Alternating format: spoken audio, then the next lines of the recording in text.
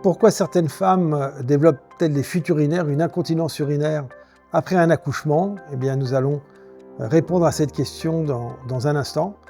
Pensez à vous abonner à notre chaîne pour avoir accès à nos contenus et à cliquer sur la petite cloche pour recevoir les dernières publications.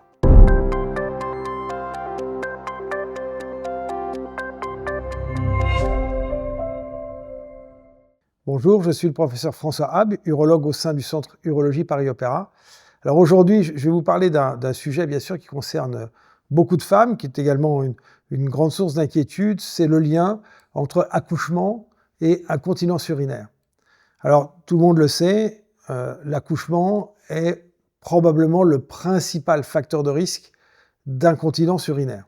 En fait, quand on devrait élargir un petit peu, l'accouchement lui-même est bien sûr un facteur de risque, on va y revenir, mais la grossesse elle-même est également un facteur de risque. Et on le voit, un certain nombre de patientes nous disent que dès le 3e trimestre de la grossesse, sous un double effet, à la fois l'effet d'augmentation de volume de l'utérus et du bébé qui appuie sur la vessie, mais aussi sous l'effet de l'imprégnation hormonale, des fuites urinaires peuvent commencer à apparaître, soit lors des efforts, soit une augmentation de la fréquence d'émission et des urgences mictionnelles.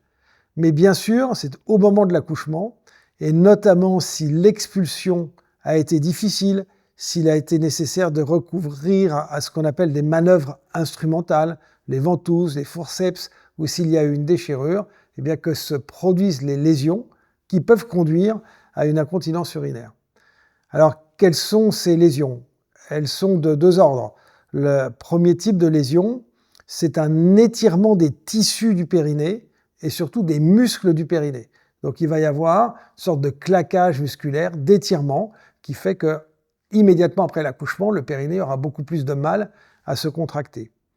Le deuxième mécanisme qui peut s'y associer, les deux peuvent fonctionner ensemble, c'est un étirement des nerfs qui vont vers le périnée.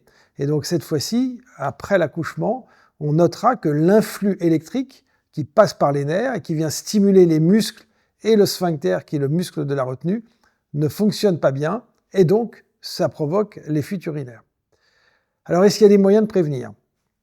La première prévention, c'est d'avoir une expulsion, un accouchement qui se déroule du mieux possible et d'éviter certaines manœuvres. Il y a notamment une manœuvre d'expulsion qui doit dorénavant être proscrite des salles de naissance, qui est ce que l'on appelle l'expression abdominale.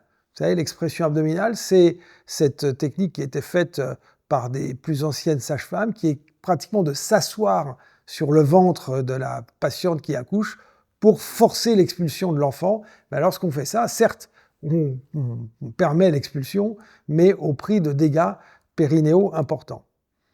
L'épisiotomie peut être un facteur de protection lorsqu'elle est faite à bon escient pour éviter qu'il y ait une déchirure des muscles du périnée plus importants. Donc l'épisiotomie, c'est une sorte de déchirure contrôlée, maîtrisée, qui pourra ensuite être réparée.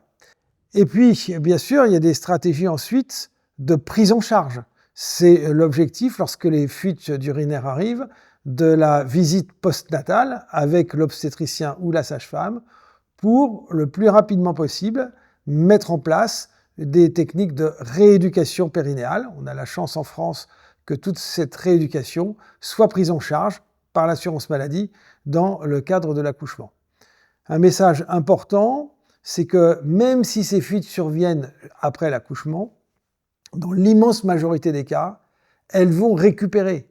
Elles vont récupérer assez rapidement sous l'effet de la rééducation et sous l'effet des changements hormonaux une fois que l'accouchement est fait et aussi une fois que l'allaitement se termine, car l'allaitement est également un facteur qui peut prolonger les troubles périnéaux au-delà de la simple période du postpartum.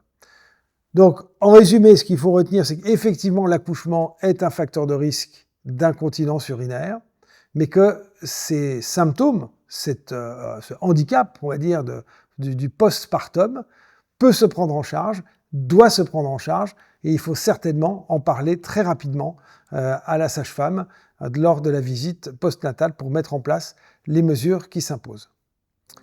Si vous avez apprécié cette vidéo, pensez à la liker pour qu'elle ait la plus large diffusion possible. je serai heureux de répondre à vos questions. À bientôt.